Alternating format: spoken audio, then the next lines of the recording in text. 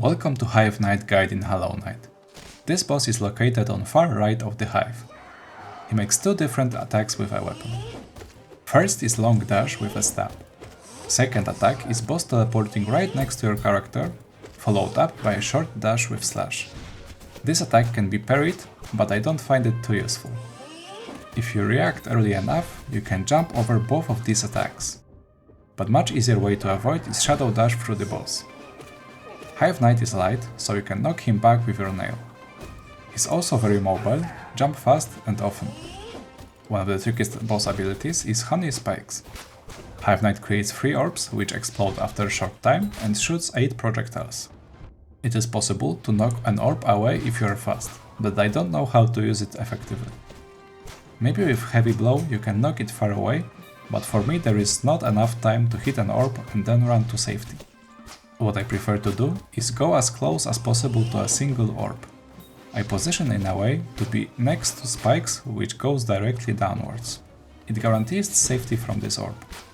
Since other 2 orbs are much further away, it's very unlikely I get hit. But I track spikes coming from these orbs and make adjustments if needed. Sometimes I position between 2 orbs that are close together.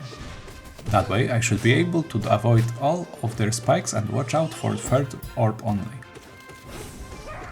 I would say key to safety is find the closest possible safe spot, even if it's in the middle of the room. Save shadow dash in case you need to avoid spike flying your way, or boss attack, or both. Last ability is Swarm Release. Funnily enough, it's also first ability used before boss appears. 7 hivelings come out of the ceiling and fly somewhere close to your character. You can hit them to push them away and generate souls at the same time. If this ability is casted during the battle, boss stays idle for a little bit and then uses other attacks or jump around. I always use time window when boss is casting to put out as much damage as possible. Since I prefer build with powerful nail, I spam with flurry of blows. If you prefer spells, they are also effective at this moment. When it comes to healing, time windows for that are pretty tough. Whenever boss is staggering, you can easily heal 2 masks. But for me, he often staggers during Swarm Release, so I need to focus on dodging. Equipping Quick Focus didn't help me much, but Shape of Wound was useful and fun to use at the same time. As soon as you see boss casting Swarm Release or Honey Spikes, just start healing. In case Hivelink is flying towards your character, simply move while healing. Same situation for Orb with Spikes.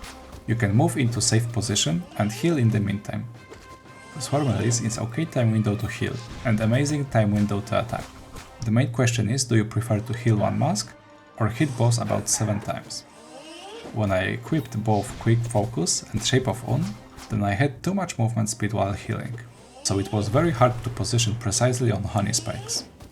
When it comes to charms, Mark of Pride should be the most valuable. Longer range of nail attacks help with every aspect of this fight. You might consider Heavy Blow, which helps a lot with pushing away hivelings.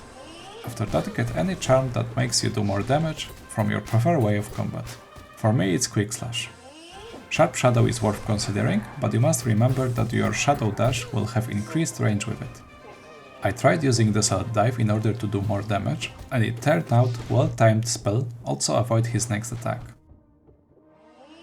Boss's Long Dash is bigger range than character's regular dash, so you can sync them in the same direction and be safe. It's a cool trick, but it took me a few minutes to learn it. That was all for this boss guide, thank you for watching and see you in the next one.